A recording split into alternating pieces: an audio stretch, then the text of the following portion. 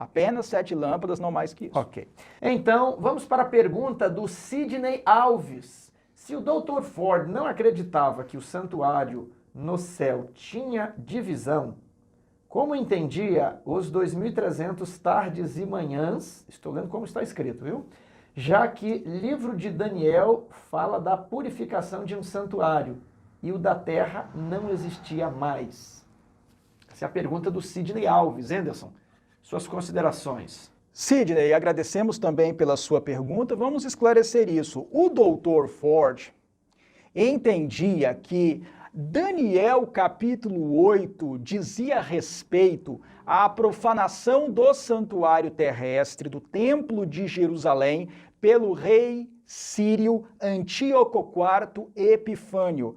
Católicos e muitos protestantes, autores protestantes, pensam da mesma maneira. Eles entendem que a profecia de Daniel, capítulo 8, se cumpriu no 2º século antes de Cristo. Lembre-se de que Alexandre o Grande, o rei da Macedônia e também da Grécia, depois de conquistar muitos lugares, muitos países, e também depois de derrotar o Império Medo-Persa, construiu um gigantesco império, que nós chamamos de Grécia, ou Império Grego-Macedônico ou Império Macedônico. É o reino dos gregos. Muito bem, esse império logo se fragmentou. Após a morte de Alexandre o Grande, o império foi dividido em 4 partes. Foi dividido entre os 4 principais generais de Alexandre.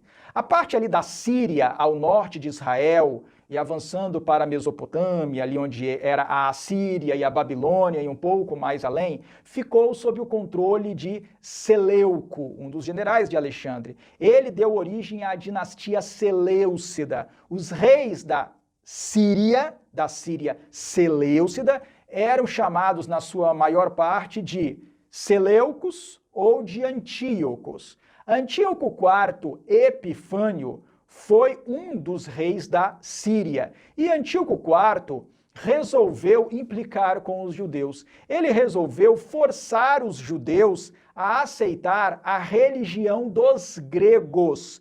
Não exatamente a religião dos gregos tal como ela tinha sido praticada antes, mas a religião dos gregos do período de Alexandre para frente, uma religião misturada com elementos religiosos de outros povos. Nós chamamos disso de cultura helenística. E ele então quis forçar os judeus a aceitar a religião helenística.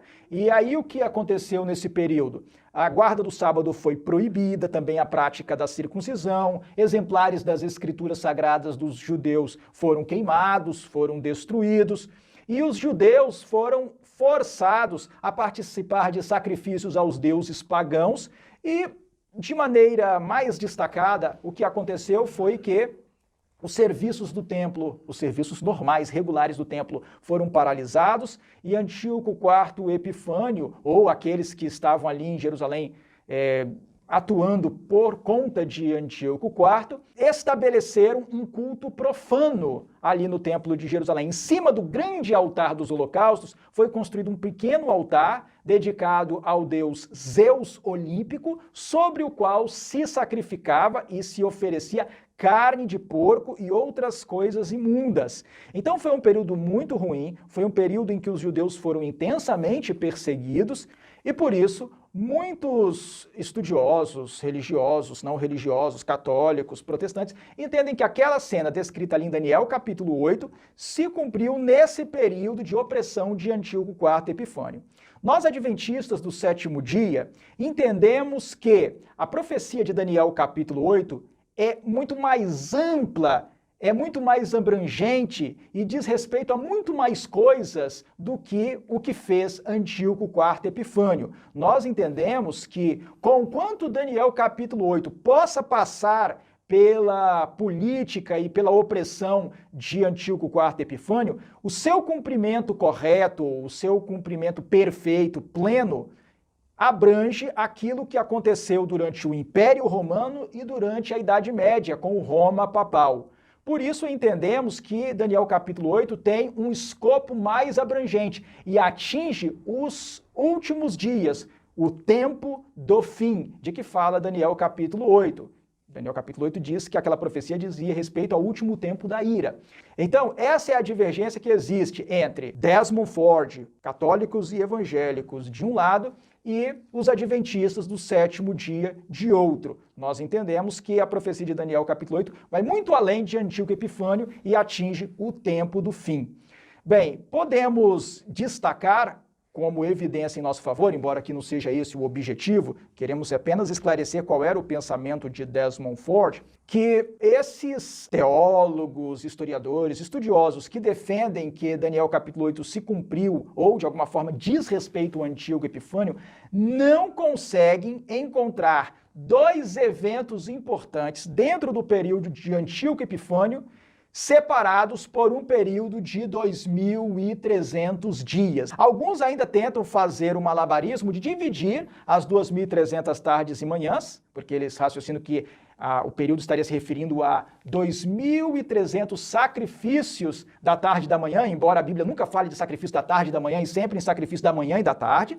Mas eles raciocinam assim, dividem esse período aí em duas partes e entendem que o período, na verdade, não seja 2.300 dias, mas sim de 1.150 dias. Mas mesmo assim, eles não conseguem localizar com clareza e precisão, de maneira documentada, dois eventos separados por um período de 1.150 dias. Então, em síntese, é isso. É claro que o pensamento de Desmond Ford é mais complexo, envolve o princípio apotelesmático, porque ele vê múltiplos cumprimentos, sendo que os outros cumprimentos não eram o cumprimento original, pretendido pela profecia. Seriam aplicações espirituais secundárias. Então, basicamente, esse era o pensamento de Desmond Ford. Então, Sidney, resumindo, Desmond Ford não vai acreditar no princípio de ano. Por isso, as 2.300 tardes e manhãs dele não chegarão até 1844. E ele também não acredita que o chifre pequeno seja Roma. Ele entende que o chifre pequeno é apenas Antíoco Epifânio.